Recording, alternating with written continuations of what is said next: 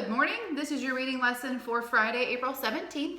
Our goal today is to understand cause and effect. Now, boys and girls, cause and effect is a skill that we've worked on a lot. You should already know what cause and effect is, so I want you to stop for a minute, pause the video if you need to, and think about what you remember about cause and effect.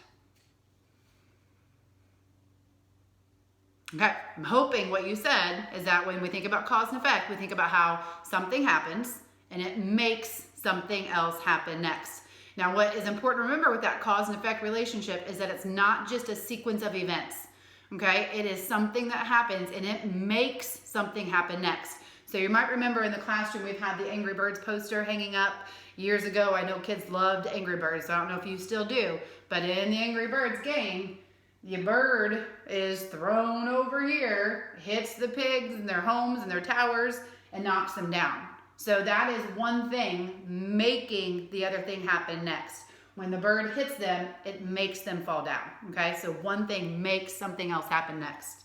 So following along in the lesson plans, it tells you to look in your small book on pages 210 and 211, and this goes over cause and effect, so you can read over that page and think about cause and effect. And then the next thing that it asks you to do is to get out your workbook.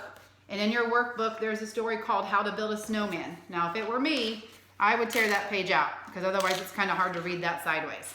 So I would tear that story out, fold it in half like a little book, and then I would read my story, How to Build a Snowman, okay?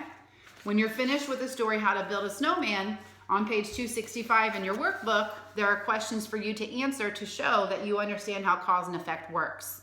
Now, that's not the only page that goes with that story.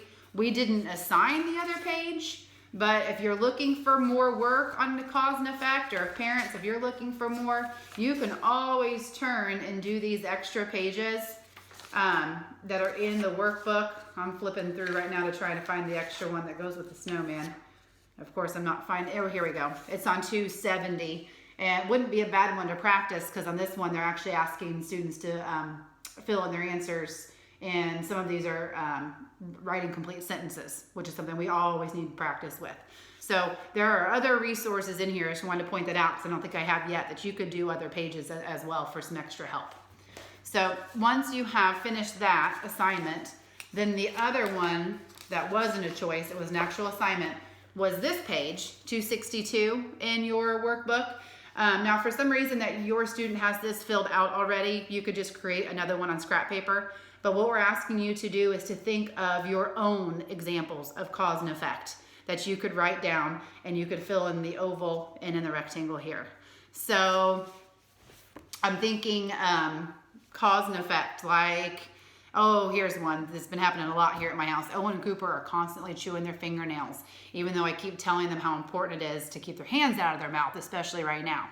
But then they end up with bleeding fingernails. So they're out there playing basketball and come inside, they've hit their finger, and so now it's bleeding. So my cause and effect here with Owen and Cooper is that because they're playing basketball and they've bloodied their finger, the effect is they need a Band-Aid. So they're each walking around with a couple Band-Aids on each finger. So you'd think that they would stop chewing their fingernails, wouldn't you? Maybe another cause and effect, thinking about Phoebe, okay? Maybe Phoebe, she needs to go potty. So I've trained Phoebe in my house to jingle the bells on our door, so she needs to go to the bathroom. So there would be my cause and effect. I hear Phoebe jingle the bells on the door. The effect is I'm gonna get up and go let her out, right? I want her to go outside to go potty. So those are some cause and effects that are happening just right here around me every day. So think about that, something that's happening around you every day at your house that makes something else happen next.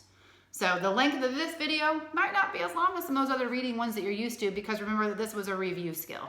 So just be thinking about cause and effect, thinking about different examples that you can share, fill out that graphic organizer, maybe even think about a movie that you just saw, or a cartoon you just watched, or even a video game that you just played, and thinking about how you can find cause and effect in those as well. All right, have a great day.